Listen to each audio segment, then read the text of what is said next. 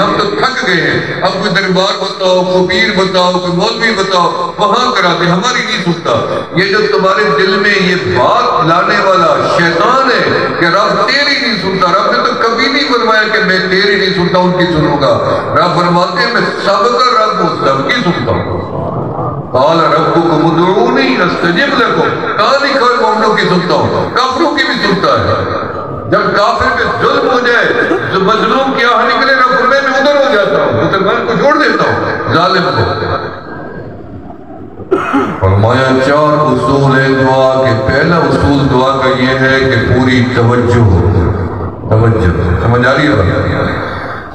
پتہ ہو جیسے آپ نماز توجہ سے پڑھتے ہو نا کہ سبحانک اللہم و بحمدک و تبارک اسمک و تعالی جدک و لا الہ، یہ توجہ ہے۔ ہر لفظ کے بعد دوسرے لفظ بسم اللہ الحمدللہ رب العالمین الرحمن، یہ توجہ۔ جب آپ الفاظ پہ توجہ رکھو گے تو سمجھو تم نماز میں ہو۔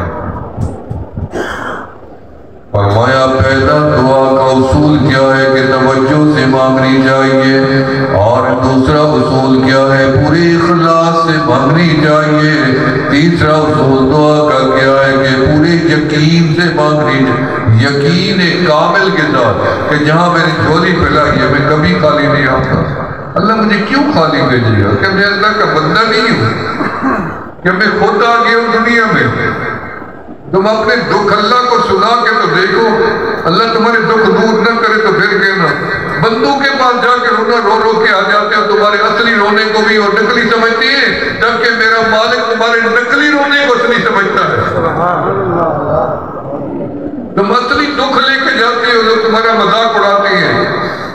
میرے رب کے در پہ اللہ فرماتا تجھے رونا نہیں آتا تو رونے والی شکل بنانے میں رب مان دوں گا تو اصلی رو رہا ہے، یہ رب ہے، اس کا در کیوں چھوڑتے ہو؟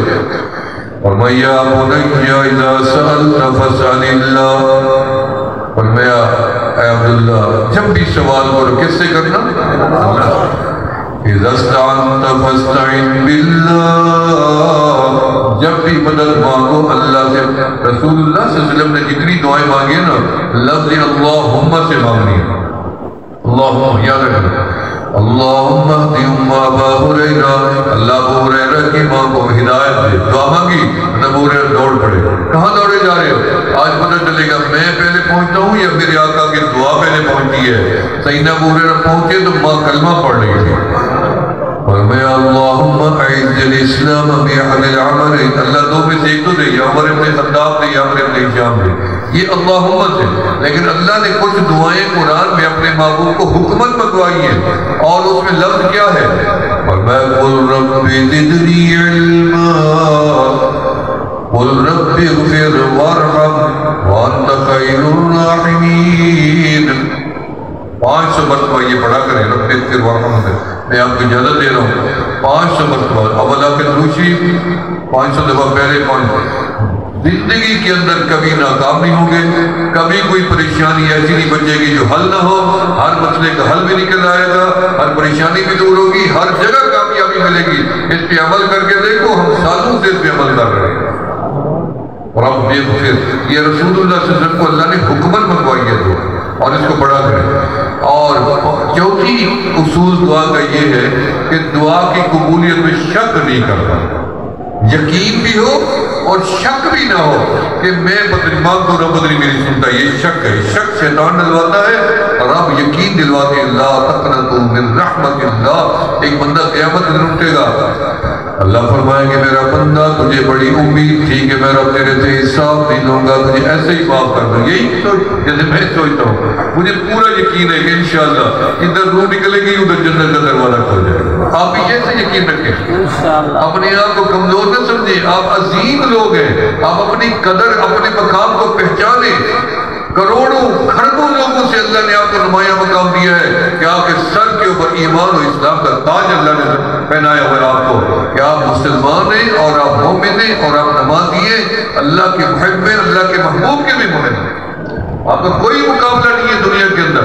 انشاءاللہ جیسے اللہ نے آج یہاں جمع کیا، مجھے یقین ہے ایسے ہی ہم قبروں سے اٹھیں گے، اللہ کے عرش کے نیچے بھی جمع ہوں گے اور حوض کوثر میں بھی جمع ہوں گے، اور اللہ کے سامنے اللہ کا دیدار میں بھی جمع ہوں گے۔ کٹھے جائیں گے نا جنت۔ کچھ لوگ ایسے ہیں جن کو کچھ زیادہ مل جائے تو اکیلے اکیلے نکل جاتے ہیں. ایسے نہیں کرنا. قیامت کے دن جب اللہ آپ سے راضی ہو اور جنت کا پروانہ ملے اور آپ کے گھر میں بھی ہاتھ جوڑ کے کہتا ہوں مڑ کے مجھے بھی دیکھ لینا, یہ اللہ روک نہ لے. پتہ تو نہیں یہ بڑی ذات ہے, ساری نیکیاں اٹھا کے منہ میں مار دے, کوئی کچھ کر سکتا ہے اس کے آگے؟ سارے گناہ معاف کر دے, کون اعتراض کر سکتا ہے کیوں معاف کر دیے؟ یہ تو اس کی شان ہے. ایک بزرگ کو بندے ملنے جاتے اور گلے لگا کے چھوڑتے نہیں, حضرت چھوڑے, انہوں نے کہا نہیں وعدہ کرو جب قیامت کے دن تم جنت جانے لگو مجھے ساتھ لیے جانا. انہوں نے کہا حضرت آپ اللہ والے, ہم گناہگار. انہوں نے کہا وہاں کوئی نیکی کا معیار نہیں چلے گا, یاد رکھنا وہاں عملوں سے جنت ملنی نہیں ہے, فضل سے ملنی ہے. فرمایا دل کرے تا تھر تھر کمبن اونچیاں شاناں والے ہو, فضل کرے تے بخشے جاوید میں جے منہ کالے ہوں. سلطان بابا دنیا کہاں سے آتی ہے ہمارے ساتھ سوئے پڑے. اللہ والوں کے پاس جایا کرو, جاؤ گے تو یہ باطل ہٹیں گے, آپ جایا کرو. کس نے منع کیا؟ بہت دن زکریا ملتانی نے, ہم جا کے دیکھو کہ انوارات کی بارش ہو رہی ہے. کوئی ایسے عام ہستیاں نہیں سوئی پڑی, انہوں نے بڑے مجاہدے کیے, تبیسے کاٹے رات دن. بہت دن زکریا ملتانی رحمۃ اللہ علیہ اتنی بڑے تاجر تھے, تجار ملتان میں ان کا بڑا نام لکھا ہوا ہے ان کی کتاب کے اندر تاریخ ملتان میں, کہ جب ان کو اطلاع ملی کہ آپ کا پورا بحری جہاز غرق ہو گیا, سامان لدا ہوا تھا, ایسے مراقبہ کیا, دل کی نظر ڈالی, الحمدللہ. پھر ایک بندہ بھاگ گیا, مبارک وہ سارا سامان بچ گئے تھے, وہ غلط خبر تھی. پھر آپ نے دل کی طرف دیکھا اور میں الحمدللہ. مدین نے کہا حضرت جب غم کی خبر آئی صدمے کی تب بھی الحمدللہ, جب خوشی کی خبر آئی تب بھی الحمدللہ. اور میں اتنی بڑے صدمے کی خبر پہنچائی, میں نے دل کی طرف دیکھا بھی اس کے اوپر کوئی اثر پڑا ہے غم کا, تو میں نے دیکھا کوئی اثر نہیں, میرا دل ویسے ہی اللہ اللہ کر رہا تھا. میں نے اللہ کا شکر ادا کیا.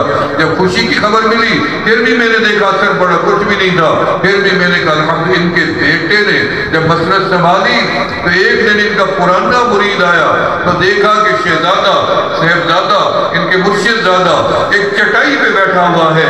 تو انہوں نے کہا کہ وہ تیرے باپ کی دولت کہاں گئی, وہ جائیداد کہاں گئی؟ تو وہ رونے بیٹھ گیا. انہوں نے کہا کسی نے لوٹ لیا. انہوں نے کہا نہیں, تو کہاں گیا؟ اس نے کہا وہ جو دولت تھی وہ سانپ تھا, وہ دولت نہیں تھی. اور میرے باپ کے پاس تو بند تھا, کلام تھا, اس نے سانپ کو پٹاری میں بند کیا ہوا تھا. میرے پاس مندر نہیں تھا, میں ڈر گیا کہ یہ سانپ مجھے کھا نہ جائے, ڈس نہ دے. میں نے اس سانپ کو آزاد کر دیا, اللہ کی مخلوق میں بانٹ دیا. میں اللہ کے ساتھ یکسو ہو کے بیٹھا ہوں, مجھے کسی چیز کا فکر نہیں ہے. آگے اللہ نے اولاد بھی ایسی دی. میں توبہ کے کلمات پڑھوں گا, روشی پڑھیں.